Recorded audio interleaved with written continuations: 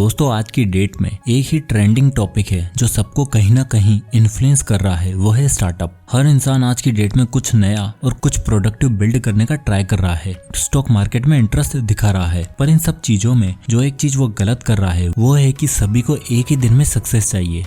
सब काम करने में लगे हुए हैं, जबकि सबसे पहले आपको कुछ भी शुरू करने से पहले उनकी नॉलेज ले लेना बहुत जरूरी है। एक बिजनेस कैसे बिल्ड किया जाता है, स्टॉक मार्केट के क्या क्या दाव पेच हैं जो एक हर इन्वेस्टर को पता होने चाहिए, right time to entry and exit क्या होना चाहिए, ये सब सीखना बहुत इंपॉर्टेंट है। इसलिए आज की इस वीडियो में हम बात करने वाले हैं एक ऐसे इंसान की जिसने बहुत मेहनत और नॉलेज के बेस पर इंडिया के स्टॉक मार्केट और सुपर मार्केट की चेन्स को बदल कर रख दिया। एक ऐसा इंसान जिसने क्विक नहीं बल्कि ट्रू सक्सेस पाने की कोशिश की, 27 साल की उम्र में स्टार्ट किया और आज वो इंसान इंडिया का 4th रिचेस्ट और वर्ल्ड का 78 रिचेस्ट पर्सन है। जी हाँ, मैं बात कर रहा हूँ मिस्टर राधा किशन दमानी जी की, जिन्होंने स्टॉक मार्केट से अपना करियर शुरू किया और फिर डी मार्ट नाम का एक माइलस्टोन बिजनेस बिल्ड करके इंडिया को वो दिया जिसकी उसे सबसे ज्यादा जरूरत थी। आज की ये वीडियो इतनी स्पेशल इसलिए है क्योंकि इनकी लाइफ स्टोरी में और इनके करियर में, चाहे वो स्टॉक मार्केट हो या फिर बिजनेस, इन्होंने काफी डाउनफॉल देखा है।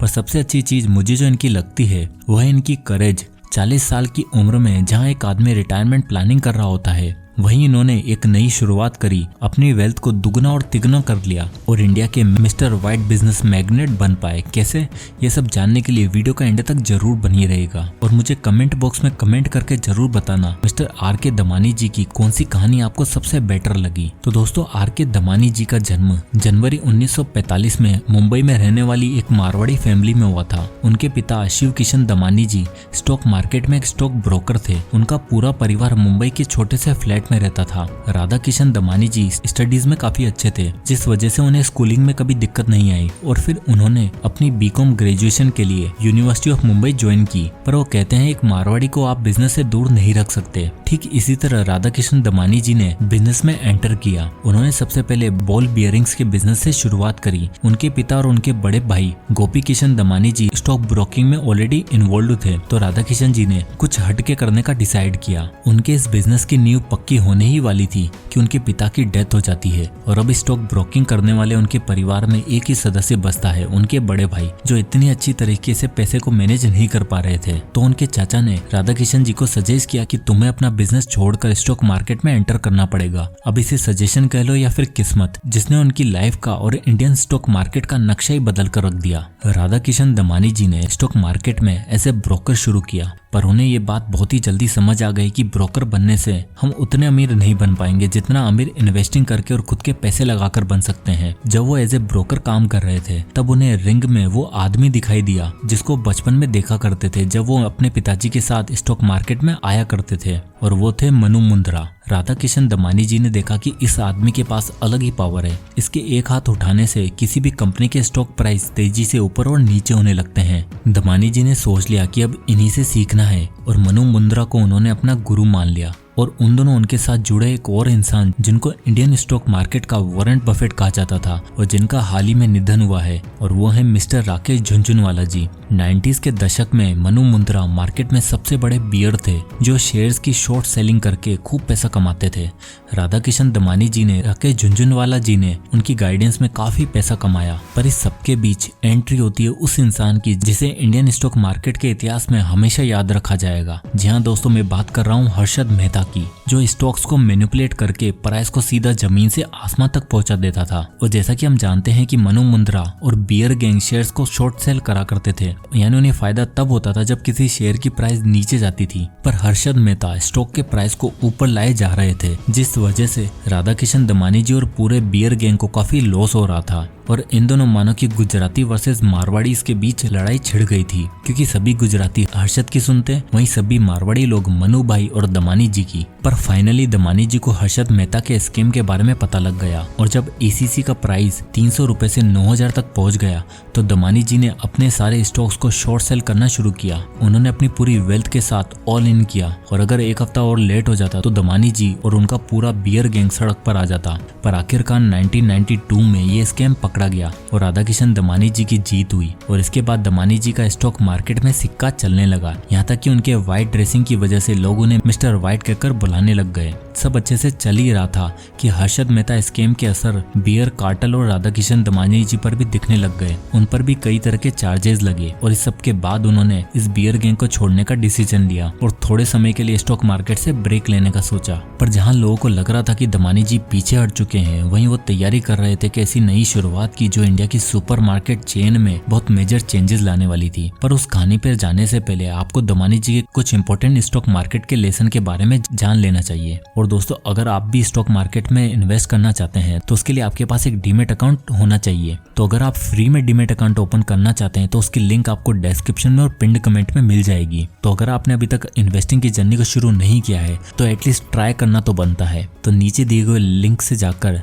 अपना फ्री डीमेट अकाउंट ओपन करें। तो चलिए अब उनके इंपॉर्टेंट लेसन को जान लेते हैं। तो आता है नंबर 1, फाइंड ए मेंटर। दोस्तों, स्टॉक मार्केट एक ऐसा मैदान है जहां पर आप बिना तैयारी और बिना गाइडेंस के कदम नहीं रख सकते। इसलिए आपके लिए बहुत ही जरूरी है किसी मेंटर से सीख कर उनके नक्शे कदम पर चलकर स्टॉक मार्केट में इन्वेस्टिंग या ट्रेडिंग करना। जिस तरह दमानी जी ने मनु मुंद्रा को चुना और झुंझुनवाला जी ने राधा किशन दमानी जी को, यहाँ तक कि हमारे धंधो इन्वेस्टर मिस्टर मोनीश पापड़े जी ने भी वॉरेन बफेट को चुना था और उनकी सक्सेस जर्नी के बारे में तो हम सब जानते ही हैं। अब आता है lesson number 2, be patient. Radha Kishan Damani ji का कहना है कि स्टॉक मार्केट में टिकना है तो इंतजार करना पड़ेगा, सब्र रखना पड़ेगा, अपनी बारी आने पर ही दाव चलाना। स्टॉक प्राइस उछाल आना, गिरावट होना, ये सब नॉर्मल है और वैल्यू इन्वेस्टिंग का यही फंडा है कि आपकी बारी का इंतजार करो, पर एक बार बारी आए तो हैवली इन्वेस्ट करो। Number 3, diversify. दमानी जी यहाँ तक कि वर्ल्ड के सबसे बड़े इन्वेस्टर ये सलाह देते हैं कि आपको कभी भी एक ही तरह के स्टॉक्स में या फंड्स में पैसे नहीं लगाने चाहिए। एक बिगिनर इन्वेस्टर यही सोचता है कि सारा पैसा एक ही कंपनी में लगाकर अमीर हो जाऊंगा, पर वैसा नहीं होता। डाइवर्सिफाई करने से आपके लॉस के चांसेस बहुत कम हो जाते हैं। तो दोस्तों, अब देखते हैं the rise of D mart. दोस्तों, स्टॉक मार्केट की जर्नी चाहे जैसी भी रही हो, पर राधा किशन दमानी जी ने कभी भी हार नहीं मानी। स्टॉक मार्केट से ब्रेक लेने के बाद उन्हें लगा कि अब उन्हें कोई बिजनेस शुरू करना चाहिए और शुरू से ही उनका कंज्यूमर रिटेल बिजनेस में काफी इंटरेस्ट था। इसलिए उन्होंने उस समय के सबसे फेमस कोऑपरेटिव स्टोर चेन अपना बाजार में इन्वेस्ट किया। पर दमानी जी को उसके ओनर की सोच और बिजनेस मॉडल अच्छा नहीं लगा, इसलिए उन्होंने सोच लिया कि अपना खुद का ही एक स्टोर शुरू करेंगे। उन्होंने यूएस के famous consumer retail business Walmart को स्टडी किया। वो वॉलमार्ट के बारे में जानने के लिए 1-2 बार यूएस भी गए और फाइनली इंडिया वापस आकर उन्होंने मुंबई शहर के पवाई में अपना पहला स्टोर खोला और उसका नाम रखा डी मार्ट। 2002 में सिर्फ एक स्टोर से शुरुआत करी क्योंकि उनके पास ज्यादा स्टोर खोलने के फंड्स अवेलेबल नहीं थे। पर चाहे स्टॉक मार्केट हो या कंज्यूमर बिजनेस, दमानी जी हमेशा लॉन्ग टर्म की सोचते हैं। इसलिए जैसे ही उन्हें पता चला कि रिसेशन की वजह से थाने और नवी मुंबई में प्रॉपर्टी के रेट सस्ते हैं तो उन्होंने प्रॉपर्टी खरीद ली। उन्हें पता था कि टाइम के साथ ये प्लेसेस ग्रो करने वाले हैं, यहाँ पर काफी अर्बन क्राउड आने के चांसेस हैं और हुआ भी बिल्कुल वैसा ही। 2003-2004 तक उनके डी मार्ट के 3 स्टोर ओपन हो चुके थे। दमानी जी हमेशा ही अपनी फिलोसफी को फॉलो करते थे। लोग क्या कहेंगे, क्या कह रहे हैं, इन सब पर ज्यादा ध्यान नहीं देते थे। इसलिए उन दिनों जहाँ सभी रिटेल्स मार्केट मॉल्स की तरफ भाग रहे थे, वहीं दमानी जी अपने प्रिंसिपल पर टिके हुए थे और कम कॉस्ट आने की वजह से वो अपने कस्टमर को हेवीली डिस्काउंट भी दे पाते थे। अगर आप कभी डीमार्ट के स्टोर विजिट करोगे तो आपको पता चलेगा कि उसमें ज्यादा कुछ खास इंटीरियर नहीं है, लिमिटेड वर्कर्स हैं, पर टॉप क्वालिटी का सामान अवेलेबल है, वो भी हेवी डिस्काउंट के साथ। और अपनी इन्हीं फिलोसफी की वजह से सिर्फ 9 सालों के अंदर यानी 2011 तक उनके ऑल ओवर इंडिया 25 स्टोर खुल चुके थे और आज 2022 में इंडिया में डी मार्ट के टोटल 294 लार्ज फॉर्मेट स्टोर्स हैं विद अवेलेबल पार्किंग एरिया, जो उन्होंने वॉलमार्ट के स्टोर से सीखा। दमानी जी जब तक इस बात को लेकर कन्विंस नहीं हो जाते कि नया स्टोर पुराने स्टोर के मुताबिक हाई प्रॉफिट देगा, तब तक किसी भी और स्टेट में वो अपना स्टोर नहीं खोलते। और शायद यही सबसे बड़ा रीजन है कि उनका एक भी स्टोर आज तक कभी बंद नहीं हुआ। इस बिजनेस की सबसे अच्छी बात यह है कि इनके मोस्टली स्टोर्स सब अर्बन एरिया में हैं, जहाँ पर आदमी को आने जाने के लिए काफी दूर नहीं आना पड़ता। और इनके टारगेट ऑडियंस भी मिडिल क्लास और लोअर मिडिल क्लास के लोग हैं जो अच्छा माल सस्ते दाम पर खरीदना चाहते हैं। इसलिए इनके स्टोर्स में कोई भी आता है तो वो 1-2 नहीं बल्कि बहुत सारा सामान लेकर निकलता है। लोकेशन, प्राइस और प्रोडक्ट को कुछ इस तरह से सेट किया गया है कि कस्टमर ऑटोमेटिकली खींचा चला है और इसी का डी मार्ट को भी फायदा हुआ। दोस्तों, किसी भी स्टॉक मार्केट इन्वेस्टर का काम होता है अच्छे बिजनेस को ढूंढना और उन पर पैसा लगाना। पर राधा किशन दमानी जी इंडिया के वो गोल्डन आर्म हैं जिन्होंने स्टॉक मार्केट में अच्छे बिजनेस को ढूंढा ही नहीं बल्कि खुद एक मल्टी बिलियन बिजनेस बिल्ड करके दिखाया। अपनी ऑर्गेनिक ग्रोथ और अपने पैशन की वजह से वो डीमार्ट या एवेन्यू सुपरमार्केट के स्टॉक प्राइस को 2017 में 600 रुपए से लेकर आज 4000 रुपए तक ले आए हैं और पिछले 10 सालों में उनकी वेल्थ $7 बिलियन से $27 बिलियन की हो चुकी है। बिजनेस के मामले में दमानी जी हमें कुछ ये टिप्स देते हैं। Number 1, small is big. Damani ji ने बिजनेस की छोटी सी शुरुआत करी जिससे वो सप्लाई चेन और प्रॉफिटेबिलिटी पर अपना पूरा कंट्रोल रख पाए और इसलिए 2002 से 2022 तक 20 सालों में डीमार्ट हमेशा प्रॉफिटेबल रहा है। Number 2, go local go slow. DMart के बिजनेस मॉडल की सबसे अच्छी बात यह है कि उन्होंने लोकल प्रोडक्ट्स पर ज्यादा ध्यान दिया है, यानी जिस स्टेट में स्टोर खुले हैं उस स्टेट का लोकल आइटम और एक ऐसा आइटम जो हर इंसान अपने पास की दुकानों से खरीदता है, पर डीमार्ट में वो चीज सस्ती है इसलिए वो यहीं से खरीदना पसंद करेगा। लोकल के साथ साथ डीमार्ट ने अपने बिजनेस को काफी स्लो रखा। शुरुआत के 10-12 सालों में उन्होंने धीरे धीरे बढ़ना शुरू किया और गो लोकल वाली स्ट्रेटेजी और स्लॉटिंग फीस के मेथड की वजह से इनका टर्नओवर रिलायंस फ्रेश और बिग बाजार के टर्नओवर को भी क्रॉस कर चुका है। Number 3, avoid credit. जैसे मैंने आपको बताया कि डीमार्ट के 80% से भी ज्यादा स्टोर्स दमानी जी की अपनी इन्वेस्टमेंट के हैं और सिर्फ 20% प्रॉपर्टीज ही लोन पर है, जिससे होता ही है कि इनके बिजनेस की रेंटिंग का खर्चा बच जाता है और उस वजह से कस्टमर को और भी ज्यादा डिस्काउंट दे पाते हैं। नंबर 4, बाय लो सेल चीप। दमानी जी अच्छे से जानते थे कि वो क्या कर रहे हैं।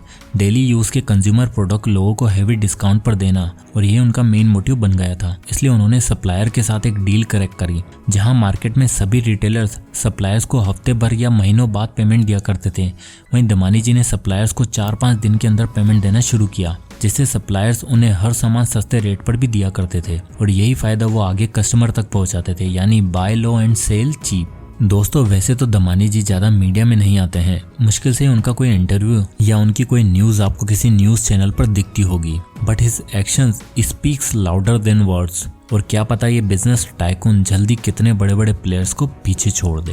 तो दोस्तों ये थी राधा किशन दमानी जी की सक्सेस स्टोरी और किस तरह उन्होंने अपनी वेल्थ को बिल्ड किया है। तो आई होप कि वीडियो आपको पसंद आया होगा और इस वीडियो से आपको कुछ ना कुछ सीखने को जरूर मिला होगा। तो इसी तरह के वीडियोस के हमारे चैनल को सब्सक्राइब करें और फ्री में डीमेट अकाउंट ओपन करने की लिंक आपको डिस्क्रिप्शन में मिल जाएगी, आप वहां से जाकर अपना फ्री डीमेट अकाउंट जरूर खोलें। तो दोस्तों इस वीडियो में बस इतना ही, मिलते हैं नेक्स्ट वीडियो में, तब तक के लिए जय हिंद।